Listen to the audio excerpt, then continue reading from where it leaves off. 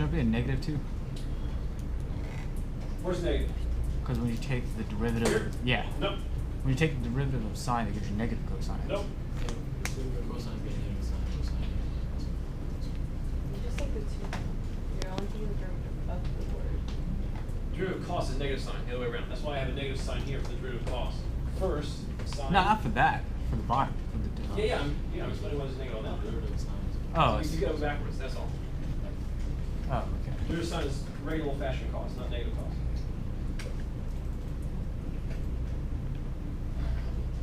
Never mind. All right.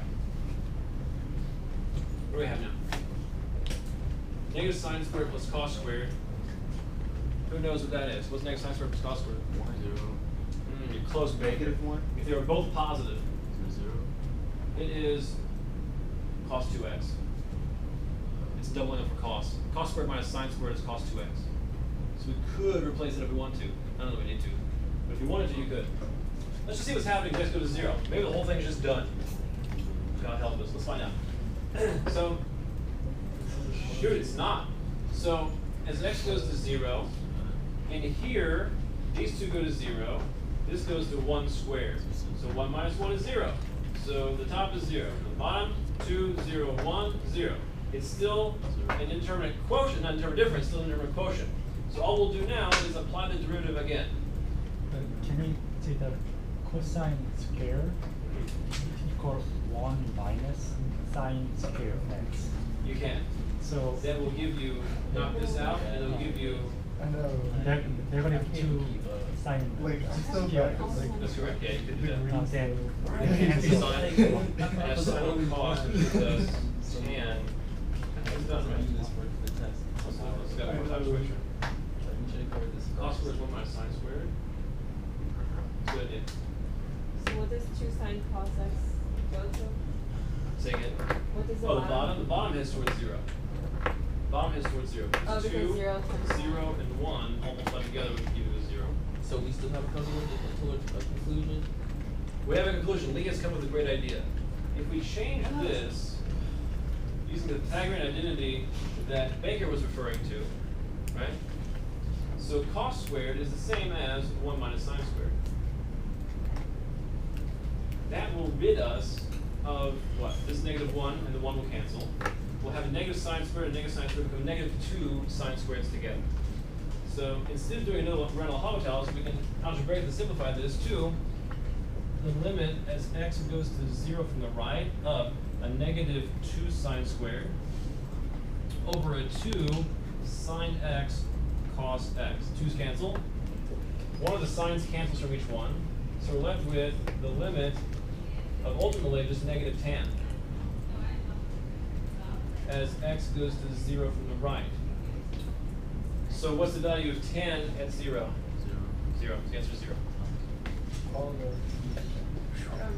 All that for nothing. Can you explain that last version? From the Pythagorean theorem part to the end? Yeah. Well, cos squared is 1 minus sine. You agree with that? Okay. From sine squared plus cos squared is 1, right? Yeah. So if you replace that, then the 1 and negative 1 cancel. This is already negative sine squared. And it's negative sine squared here, so we have negative 2 sine squared.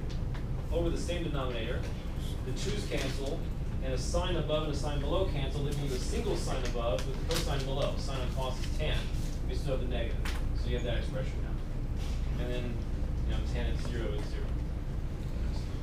Why don't you rewrite the problem as negative 1 minus sine squared plus cosine squared, which would give you 1.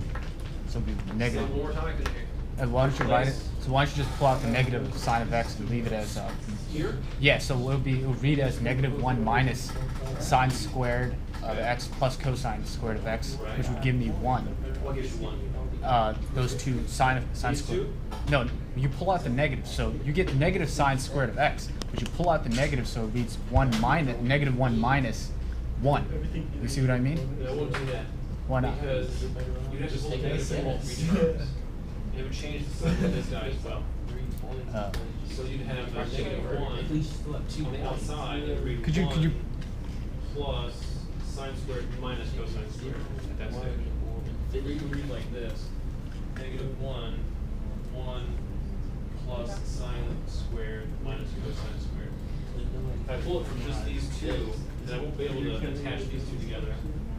Because it would be like Session memorization, just got one plus sine squared x. And then outside the parentheses would be the plus cos squared. So I wouldn't be able to attach those two together.